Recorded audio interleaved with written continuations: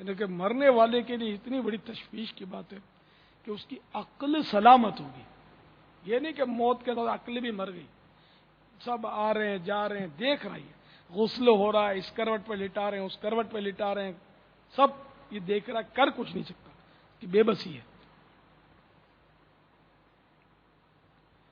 یہاں تک کہ جب اس کو کفن میں لپیٹ کر پھر سب رو رہے ہیں تو یہ بھی دیکھ رہا ہے، آخری دیدار کروائے جا رہی ہے، یہ سب دیکھ رہا ہے. اس کو لے کر اب چلتے ہیں کندھوں پہ اٹھا کے، اس کو بھی دیکھ رہا ہے. بلکہ جب کندھوں پہ لے کر اس کو چلتے ہیں تو یہ پھڑ پھڑا کے تخت پر بیٹھ جاتا ہے. اس کا بیٹھنا کسی کو نظر نہیں آتا، یہ برزخ کا معاملہ ہے. بیٹھ جاتا ہے اور اس طرح کی آوازیں لگاتا ہے کہ اے میرے عزیزو، اے میرے دوستو، اے میرے گھر کے گھر والوں، مجھے کہاں لیے چلے؟ دیکھو مجھے دنیا نے دھوکہ دیا، میں دنیا کے دھوکے میں پڑ گیا. میری طرح تم دنیا کے دھوکے میں نہ پڑنا. ہائے میرے ذمے لوگوں کا بہت پیسہ ہے، اب یہ سب مجھ سے اپنے حقوق طلب کریں گے، اب میں کیا کروں گا؟ اور تم بھی ہو جو مجھے وہ قبرستان میں لیے چلے اور اکیلا چھوڑ کے چلے جاؤ. اس طرح اسی بے کسی اور بے بسی کے عالم ہوگا. بڑے سے بڑا سرمایہ دار اس وقت اپنے سرمایے سے ہاتھ دھو بیٹھے. بڑے سے بڑا ماہر اسلحہ چلانے والا اپنے اسلحے کو ساتھ لے کر نہیں جائے گا. بے بسی ہے، بے کسی ہے.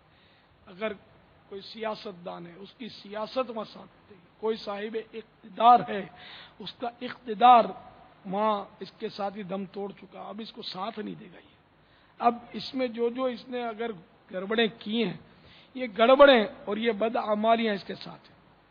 نیک عمل ساتھ ہیں، برے عمل ساتھ ہیں، بس یہی ساتھی ہے. کتنی بے کسی اور بے بسی کا عالم، ذرا سوچو. اور ابھی زندگی بہت بڑی، ابھی تو جوانی ہے، تو یہ بھی ایک دھوکہ ہے کہ جوان بھی تو مرتے ہیں. ہم سے چھوٹی عمروں کے کتنے مر گئے، ہم بڑی عمر میں نکل گئے. لیکن بہرحال بکری کی ماں کب تک خیر منائے گی؟ مرنا تو پڑے گا. ہو سکتا ہے آج ہی موت آ جائے. بوڑھے تو رہ جاتے ہیں، جوان آنکھوں کے سامنے اس کے جنازے اٹھ جاتے ہیں. تو یہ کہ میں آئندہ کر لوں گا، تھوڑا یہ کر لوں، تھوڑا وہ کر لوں، تھوڑا اپنے کاروبار کی ترتیب بنا لوں تو پھر داڑھی رکھوں گا، ذرا میں وہ فلاں کورس کر لوں تو پھر داڑھی رکھوں گا، تو پھر قافلے میں سفر کروں گا. یہ نہیں. دنیا کے لیے ٹائم پہلے، آخرت کے لیے ٹائم بعد میں، یہ بہت بڑی ہماری بھول ہے. آخرت کے لیے ٹائم پہلے ہونا چاہیے. دنیا ضمنی ہے، اصل آخرت ہے. لیکن ہم نے آخرت کو ضمنی بنا کر اپنے عمل سے گویا رکھ چھوڑا ہے. کتنی بڑی ہماری بھول ہے. اس بھول کا احساس جیتے جی کبھی ہو بھی جاتا ہے، لیکن پھر فوراً وہ بھول جاتے ہیں.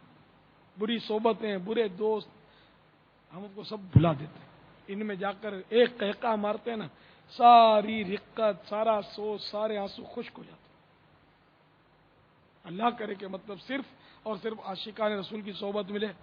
دعوت اسلامی والے کہلانے والوں کی نہیں، دعوت اسلامی والوں کی صحبت ملے. عاشقان رسول کی، باعمل اسلامی بھائیوں کی، مدنی قافلے کے مسافروں کی، وقف مدینہ والوں کی، 12 مہینے والوں کی، ہر وقت سنتوں کے پیکر بنے ہوں کی، زلفیں، امامہ اور جو بولتے ہیں اس پر عمل بھی کرتے ہوں، ایسوں کی صحبت ملے. خالی باقی یوں چمکیلے بھڑکیلے ٹائٹ امامے پہننے والے ہمارے پاس بہت ہیں جو واقعی ٹکے کے کام کے نہیں ہوتے. خالی مطلب وہ یوں ہوتا ہے کہ یہ بہت اہم لوگ ہیں دعوت اسلامی کے، ایک ٹکے کے نہیں. میں صحیح بولتا ہوں. مطلب مجھے تو وہ پسند ہے کہ بالکل سادہ سا ہو، امامہ بھی بھلے باندھنا نہ آتا ہو، ہر مہینے مدنی قافلے میں سفر کرتا ہو، پابندی سے علاقائی دورہ برائے نیکی کی دعوت میں شرکت کرتا ہو، 2 درس دیتا ہو، مدنی انعامات کا عامل ہو، جب دیکھو تو وہ دعا میں اس کو رونا آ جاتا ہو. عاشق رسول، تو میں تو عاشق رسول ایسوں کو سمجھتا ہوں. ٹھیک ہے، باقی ہم اجتماعی طور پر سبھی کو بولتے ہیں عاشق رسول، لیکن حقیقت میں جو عملی طور پہ عاشق رسول، اس کی تو کچھ انداز ہی الگ ہوتا ہے. تو میں ایسوں کی صحبت کا آپ کو بول رہا ہوں کہ اللہ کرے کہ ایسوں کی صحبت ہم کو نصیب ہو جائے. ایسے ہوتے کامیاب ہیں. ویسے چمکیلے پتھر بہت ہوتے ہیں لیکن اصلی ہیرے کم ہوتے ہیں. اللہ ہمیں اصلی ہیروں کی پہچان بھی نصیب کرے اور ان کی معرفت کے ساتھ ساتھ ان کی صحبت سے ہم کو مالا مال فرمائے.